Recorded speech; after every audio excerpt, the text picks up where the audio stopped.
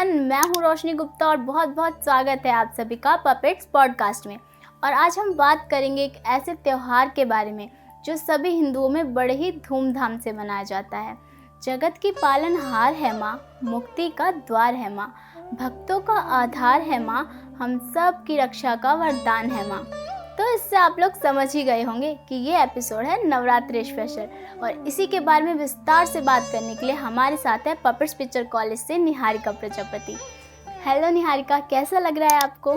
Thank you रोशनी, जय माता दी। मुझे बहुत ही खुशी है कि आज हम लोग यहाँ पर नवरात्रि के ऊपर विस्तार से बात करेंगे। चलिए तो बिना देरी के स्टार्ट करते हैं। तो मेरा आपसे पहला सवाल ये है कि नवरात्रि के आध्यात्मिक और धार्मिक महत्व के बारे में आप क्या समझती हैं?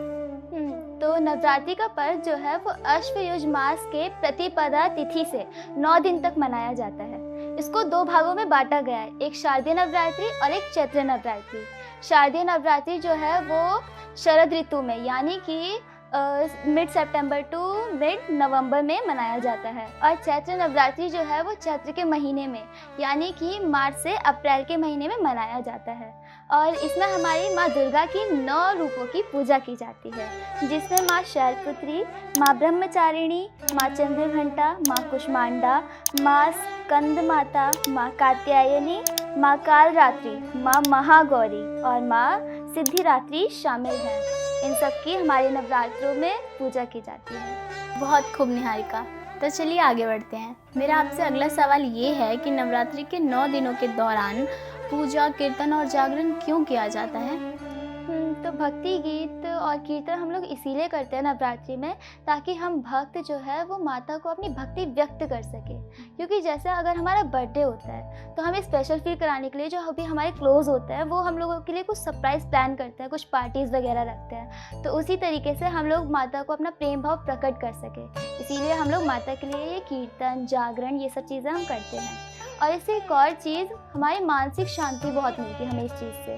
भक्ति और कीर्तन से बहुत ही मानसिक शांति प्राप्त होती है। और कीर्तन अगर हम लोग करते हैं घर में या पूजा पाठ करते रहते हैं तो इससे हमारे घर में भी बहुत ज़्यादा पॉजिटिविटी आती है ना। इससे बहुत पॉजिटिव एनर्जी मतलब जो है वो जागरूक होती है, जिससे हमारे घर में किसी भी चीज़ की कमी नहीं होगी। जैसे कुछ धन वगैरह की कमी हो जाती है तो वो सब भी नहीं होगी। मतलब बहुत ही अच्छा प्रभाव पड़ता है इन सब। अच्छा, तो इस पर्व के दौरान किए जाने वाले गरबा, डांडिया और लोक नृत्य के बारे में आपका क्या कहना है?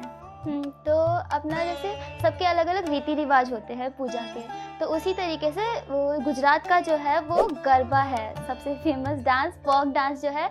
अब जैसे कि अगर मैं बोलूँ आपसे बंगाल या कोलकाता तो आपके मन में क्या आएगा? रसगुल्ला है ना। तो इसी तरीके से अगर हम लोग नवरात्रि का नाम लेते हैं तो हमारे दिमाग में अपने आप ही आ जाता है कि गरबा, डांडिया, ये सब चीज़ें करने का अपने आप ही मन करने लगता है कि नवरात्रि आएगी तो हम लोग ये आउटफिट लेंगे और गरबा करेंगे, डांडिया से खेलेंगे। तो ये सब चीज़ें, और वहाँ का क्योंकि फोक डांस है तो इतना ज़्यादा फेमस हो गया है कि अब हर जगह ही ये मनाया जाता है। और गरबा एक प्रकार का चक्र नृत्य है, जिसमें महिलाएं जो हैं वो अपने हाथों में दिया लेकर चक्र लगाती हैं, और महिला और पुरुष दोनों जो हैं वो डांडिया होती है उनसे खेलते हैं एक साथ, और जिससे एकता का प्रतीक वो माना जाता है और भी ज़्यादा खुशहाली आती है। मुझे तो अभी से बहुत एक्साइटमेंट हो रही है अपने गरबा आउटफिट को लेकर।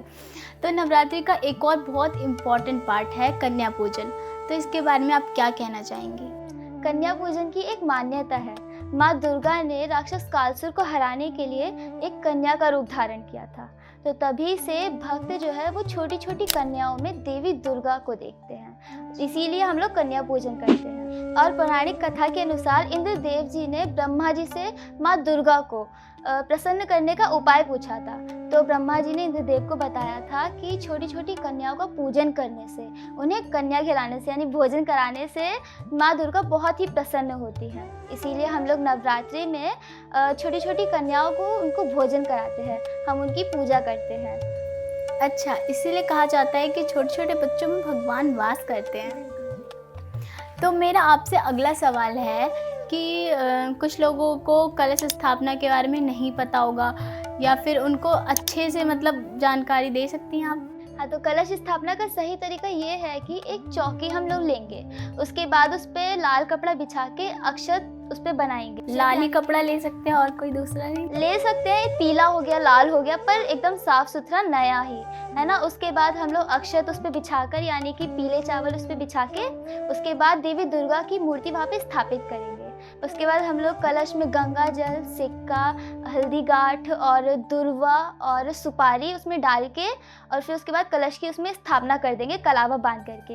ये ही कलश को स्थापित करने का एकदम सही तरीका होता है। और मैंने देखा है नवरात्रि पूजन में जौ भी उगाया जाता है, तो इसके बारे में आपका क्या कहना है? हाँ, नवरात्रि पूजन में जो उगाया जाता है, इसका एक रीज़न सबसे पहला ये है कि हमारी प्रकृति में जो सबसे पहला पौधा उगाया गया था वो जौ था, जो सबसे तेज़ी से उगता है।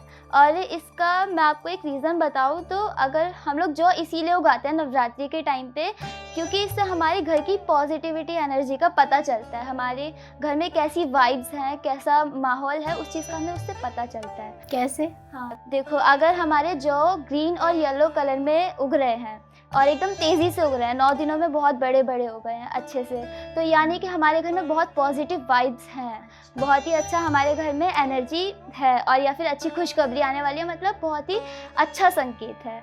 और अगर हमारे जो काले या फिर टेढ़े मेढ़े थोड़ा और तेज़ी से बिल्कुल भी नहीं उग रहे, थोड़े से उग के रह गए या फिर रुक गए, बिल्कुल बिल्कुल वही, तो यानी कि उससे होता है कि अच्छी एनर्जी उस वहाँ पे नहीं है, वहाँ पे बहुत अशुभ संकेत माना जाता है वो।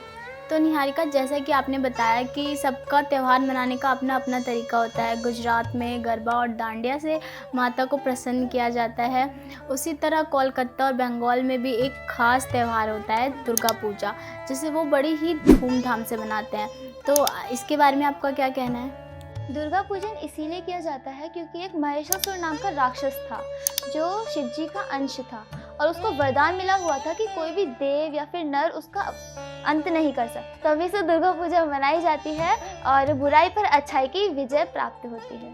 थैंक यू निहारिका, हमारे शो में आने के लिए, और आप सभी का भी थैंक यू सो मच हमारे साथ यहाँ तक बने रहने के लिए। मैं रोशनी गुप्ता मिलती हूँ आपको अगले एपिसोड में। तब तक के लिए देखते रहिए पपेट्स पॉडकास्ट। आप सभी को नवरात्रि की हार्दिक शुभकामनाएं।